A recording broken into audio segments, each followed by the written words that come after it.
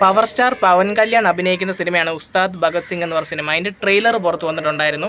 അപ്പോൾ ട്രെയിലർ നോക്കുവാണെങ്കിൽ എനിക്ക് പറയാനുള്ളത് തമനെക്കുറിച്ചാണ് പറയാനുള്ളത്. തമൻ മ്യൂസിക് ഡയറക്ടർ പറഞ്ഞ തമൻ്റെ കത്തിക്കലായിരിക്കും ഈ ഒരു സിനിമ എന്നുള്ള കാര്യം ഒരു ഡൗട്ടും വേണ്ട. അമ്മാതിരി മ്യൂസിക്കാണ് പുള്ളി ചെയ്തു വെച്ചിരിക്കുന്നത്.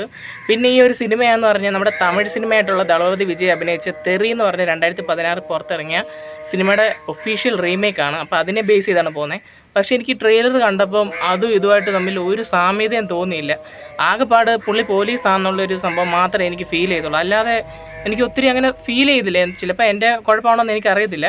എങ്കിലും എനിക്ക് ഈ ട്രെയിലർ കുഴപ്പമില്ല എന്നുള്ളൊരു ലെവലേ എനിക്ക് ഇഷ്ടപ്പെട്ടിട്ടുള്ളൂ. ഒത്തിരി എനിക്ക് ഇഷ്ടപ്പെട്ടിട്ടില്ല.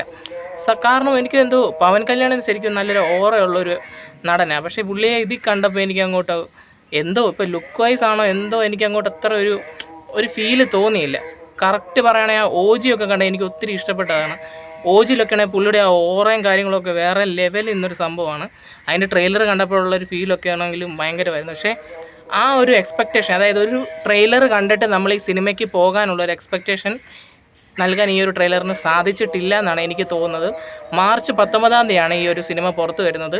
അപ്പോൾ ഈ സിനിമയിലാണെങ്കിൽ നമ്മുടെ പവൻ കല്യാൺ, ശ്രീലീല, രാക്ഷി ഖന്ന, പിന്നെ തമിഴിൽ നിന്ന് പാർത്ഥിപനാണെന്ന് തോന്നുന്നു ആ വില്ലൻ കഥാപാത്രം ചെയ്യുന്നത്.